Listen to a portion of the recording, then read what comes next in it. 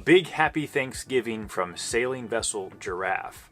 I'm here in St. Augustine, Florida, and I want to give a quick update of the sailing progress because a lot of folks have been asking me, what's the deal with this sailing? The last few videos you've put out have been a road trip to California. We don't understand.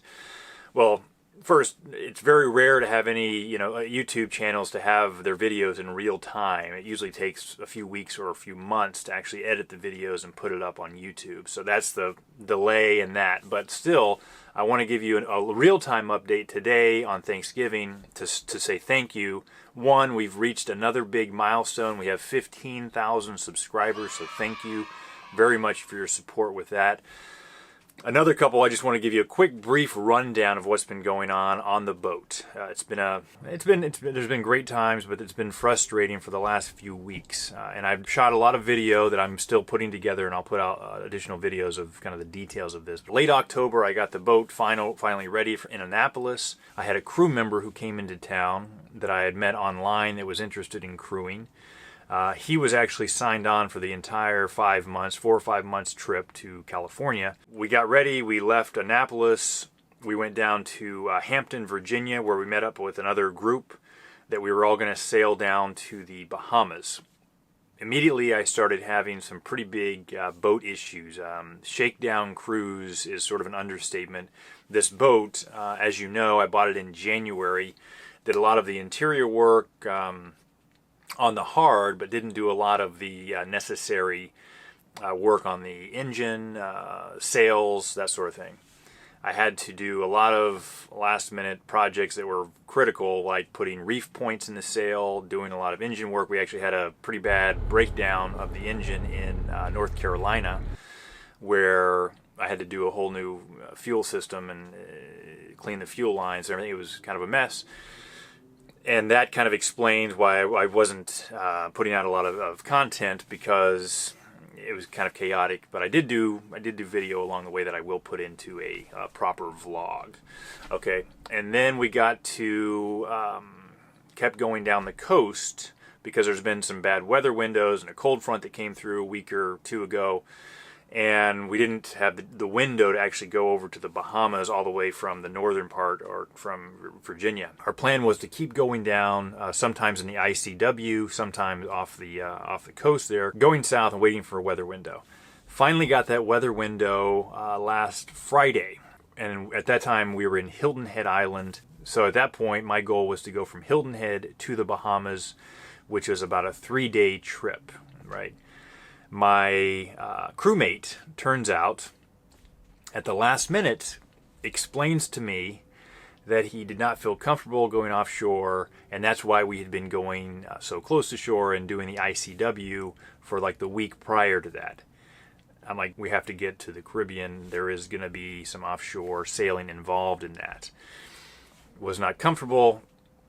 I don't want to ruin sort of a future vlog, but kind of long story short, I go to the grocery store in Hilton Head, and then I receive a text message saying I have to go. I get back from the grocery store, and my crewmate is gone off the boat. I'm sitting there solo. What am I going to do? Sometimes you have to take matters into your own hands. If you have a big goal and an aspiration and a dream, sometimes you have to take matters into your own hands. I did that somewhat foolishly because I thought, well, I'm going to go solo. So I planned the next day, which was the first weather window, and I was getting frustrated because there was no weather window. So when we actually had one, I was like, I have to go. So Friday, I leave Hilton Head, and I was really excited. I'm seeing dolphins alongside the boat. I'm headed out to sea. Dolphins! This is what I've been waiting for a few years, to finally get out of the, what do they call it, the safe harbor. There's another dolphin! My plan was a 3-day sail to the Bahamas through the Gulf Stream, which you have to obviously cross to get to the Bahamas.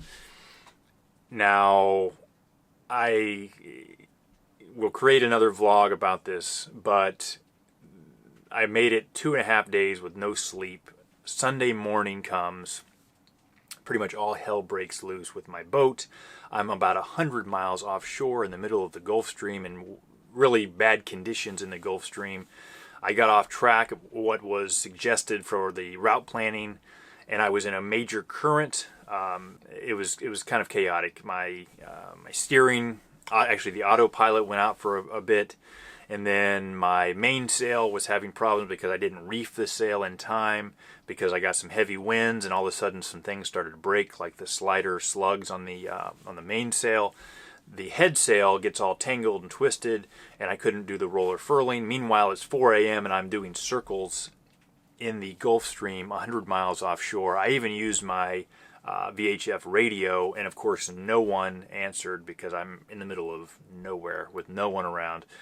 I literally thought it was over, and I sent a message to a contact of mine through my satellite phone, giving him the exact latitude, longitude coordinates. I said, I'm in trouble here. Luckily, I waited until daybreak, and I was able to sort out the issues on the deck, and I limped my way back to Jacksonville, Florida, where I was able to do a couple days of repair work. Now I'm in St. Augustine, continuing the repair. Tomorrow, my plan is to go to Cape Canaveral, which is about 100 miles. I'm going to take a nice sail down the coast.